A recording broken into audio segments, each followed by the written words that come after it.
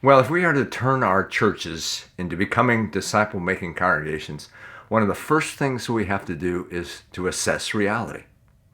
How are we doing in making disciples in our own churches?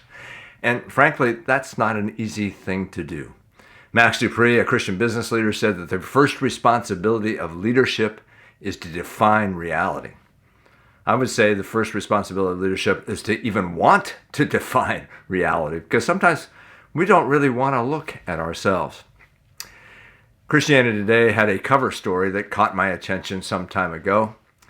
And the theme of this story was, does child sponsorship work?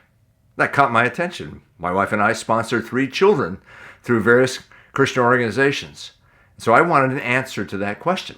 Well, the article was written by Dr. Bruce Wydick, an economics professor at the University of San Francisco. And he says he oftentimes gets the question, what can I do to help the poor? And he says, my knee-jerk response was, sponsor a child. Then he realized, even as an economics professor, he never studied whether child sponsorship actually lifted children, families, and communities out of poverty. So he thought that would be a great study for a PhD student.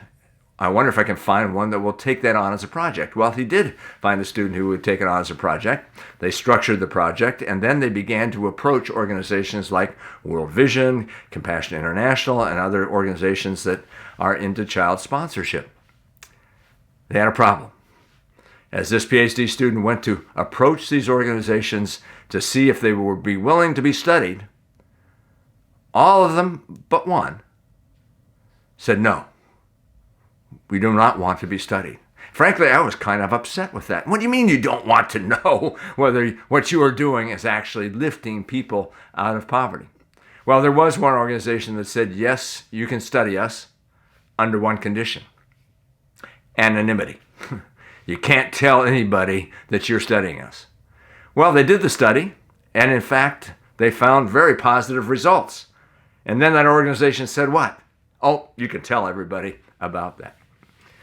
Well, as hard as we might be on those organizations, we have to take a look at ourselves. If we were to study ourselves, do we want to be studied? Even personally. Suppose you are, as a pastor, want to improve your preaching. Would you go to 3 or 4 members of your congregation and say, on a month of Sundays, I want you to take notes on my sermons, and then at the end of the month, we're going to sit down and you're going to tell me how I can grow as a preacher? That moment comes, and they say to you, Pastor, do you want us to tell you the truth, or do you want us to lie and make you feel good? Well, everything in us says lie and make me feel good. So it's not easy to take a look at ourselves. Bill Hull says that the crisis at the heart of the church today is a crisis of product. What are we producing? And so even though we may know that the mission of the church is to go and make disciples, even make reproducing disciples, to try to show exactly how we're doing that is not easy to do. And sometimes it's not even at the top of our agenda. Randy Pope, who has been the pastor at Perimeter Bible Church in Atlanta for 40-some years, was invited to be a part of a gathering of large church pastors. And there's these forums that are held, 15 to 20 pastors that get together. And the way they are run is that the host says, let's make a list of the topics that we want to discuss. Let's put them all up on the board, and then we'll rate the topics in order of importance to us all. Well, Randy Pope said, I want to talk about how do we form people spiritually in the church? How does spiritual formation work? When he put his topic on the list, you know where it landed? The last one on the list in order of importance to all the other pastors that were there. In fact, when it got down to the end of the day, and there was about a half hour left in their discussion, and everybody was kind of folding up their materials and heading towards the airport, the host said, well, as you can see, I left this topic of spiritual formation for the last. The reason is that I don't know what to say about the subject. In this day and age, how does the church significantly help its people spiritually form? Well, you can get people to go to worship, do outreach, volunteer weekly in a ministry. that's about the best you can do. And then everybody scattered. So how would we go about even assessing how we are doing? Well, I use a couple of case studies in my teaching that kind of gets to the heart of the matter. And so let me give those case studies to you. Suppose that you had a new convert in your church, and you were just excited about that, and so was this new convert, and you wanted to make sure that you could help this convert grow in their faith and actually be a reproducer. So on a Sunday morning, you as a pastor have this new believer under your wing, and you're walking around the patio on Sunday morning, and you walk up to a random church member, and you say, I've got Joe here. Joe's excited. He's just come to faith in Christ, but I have a challenge for you. I want you to take Joe under your wing for the next year, lead him towards maturity in Christ, but your job is not done until you've helped him do the same for others. What do you think the average person in the church would respond to that particular challenge?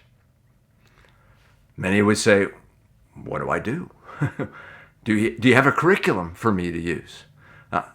I've never been discipled myself, so how can I do that for others?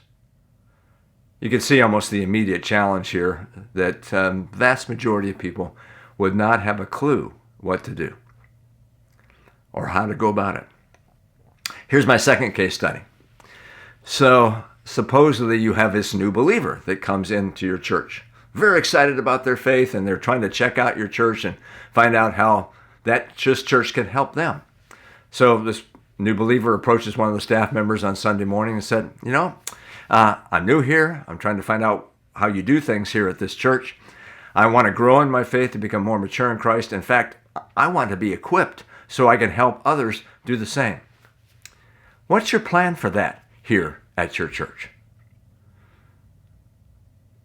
What would pastors normally say? Well, we preach the gospel on Sunday morning. We have classes that you can go to.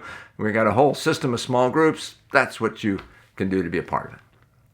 I was teaching at a presbytery gathering a couple of years ago.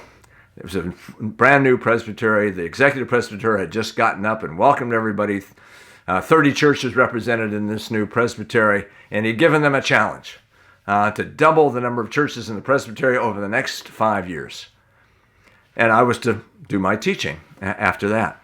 When it came to this particular question that I was posing for the people to discuss around their tables, there was an interesting response. So I said to them, you have a new believer comes into your church. They approach one of your staff members. They say, I want to grow to maturity in Christ, and I want to be taught to do the same for others. What's your plan? You know what the response was? They laughed out loud to me, knowing recognition that they had no plan. So since I was the visiting speaker and teacher and knew that they didn't have to invite me back, so I said, your executive presbyter has simply given you this challenge to double the number of churches. So you want to double the number of churches in your presbytery that have no idea how to make disciples. I'm afraid that's kind of the state of affairs. So to take an honest look at ourselves, that's not easy. But it's the kind of thing that we have to do. We have to see where we are and plot it out against where we want to go and take a look at the gap between the two. Because it's that gap that in many ways will motivate you to try to close that gap. When you see the need, when that need gets inside of you, then there's more and greater passion to go and make disciples of all nations.